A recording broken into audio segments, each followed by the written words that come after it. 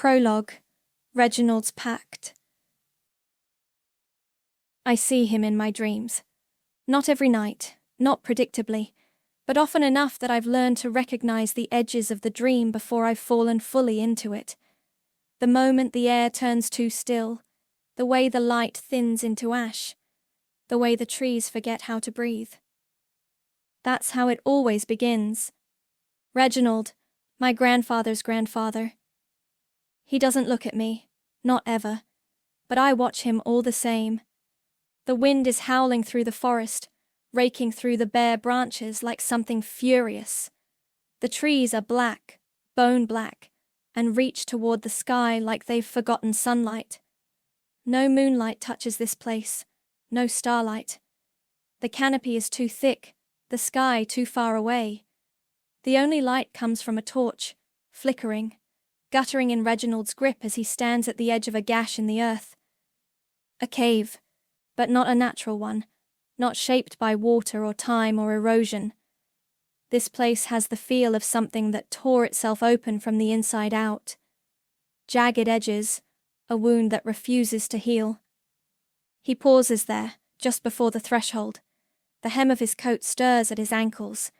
His breath ghosts in front of him and disappears. And then he moves. He always moves. When I was a child, I used to wake up at this part, heart pounding, breath caught somewhere between a scream and a whisper. But not anymore. Now I watch him descend. And I listen. He doesn't speak yet, but the pages in his hand whisper for him. A parchment, ancient and yellowed, fraying at the edges like it's trying to unravel itself. The ink has run in places, bled into the fibers. But the symbols, those cursed, curling symbols, they remain, black and alive, like they remember being written in something that wasn't ink at all. The paper shivers in his hand, or maybe his hand shivers around the paper. He reads it anyway. I always wonder, in that moment, what he thought he was going to find. Did he believe in what he was chasing? Or did he simply run out of reasons not to? Did he think it would be bloodless? Clean? Transactional? I don't think it matters anymore. Not to him. Not to me. Not to anyone who still carries the name Blackthorn. Because he found it. He found the cave. He found the Pact. And we've been paying for it ever since. He was already unraveling before he ever stepped beneath the roots of the mountain. That's the part people forget. They speak of Reginald as if he was powerful, proud, defiant to the end. But the truth is, he was tired, haunted. The weight of what had been lost hung around his neck like a stone soaked in blood. The Blackthorn family was in ruin by the time he reached adulthood. Old money gone to rust. Estates pawned, titles revoked. His father, once a man of influence, died shivering in a chair, drunk and rambling about voices in the walls.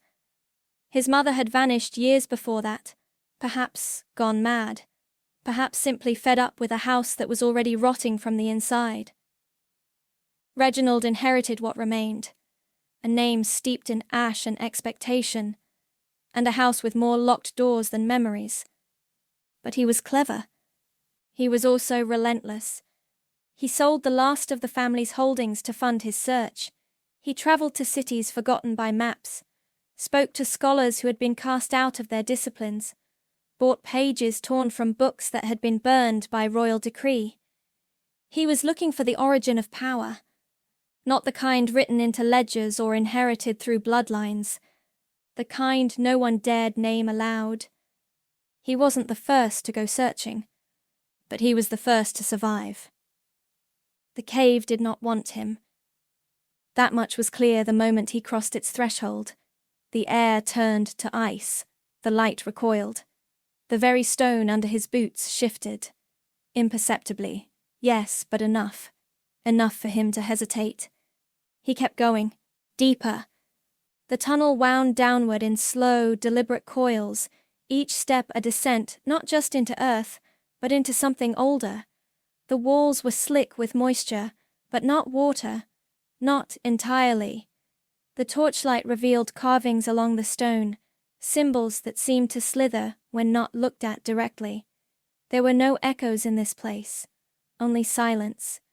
A silence so complete, so absolute, it seemed to devour the sound of his own breathing. Somewhere far above him, the world continued. Birds called, rivers ran, people laughed. Down here, time slowed to a crawl, or maybe it stopped entirely. Eventually, he found it, the chamber. It wasn't large, but it felt infinite. The walls curved inward, like a cathedral turned inside out. The air shimmered. At the center, the altar, rough stone veined with black, its surface stained with marks that could never be mistaken for anything but blood. There were candles arranged in a spiral, none of them lit. There was the dagger, resting at the center, not dusty, not forgotten. Waiting. When he took the blade into his hands, the spiral of candles sparked to life, one by one, blue flames dancing without heat. He did not cry out. He did not pray. He read. The words from the parchment poured out of him like blood from a wound. They sliced through the chamber, guttural and raw, not meant for a human throat.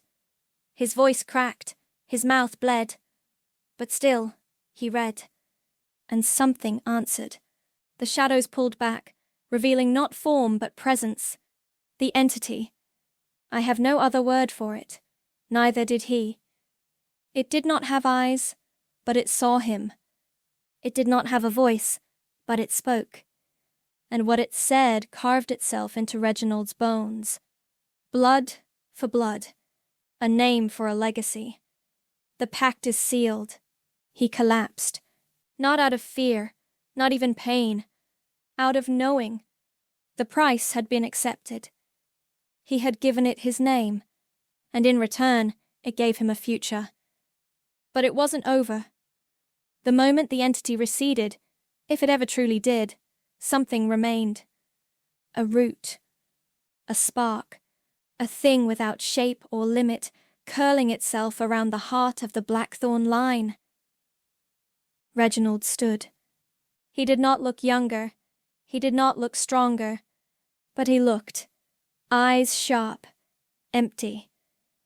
He climbed the path in silence, and as the first weak rays of dawn slipped through the twisted canopy above, he stepped into the light again. Not a man reborn.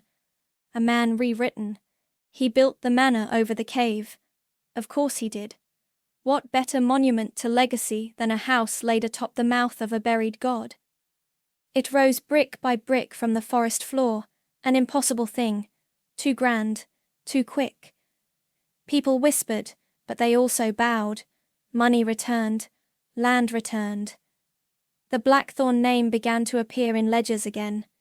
Invitations were sent, promises made. No one asked how, no one dared. But I know, I've seen. Because the dreams, they're not dreams at all. They're memories. His, mine, ours. Reginald never looked back at the cave, not until the last moment. Not until the very last brick was laid. Then, just once, he turned and smiled, as if daring the darkness to follow him. But it didn't need to. It already had. And now it waits for me.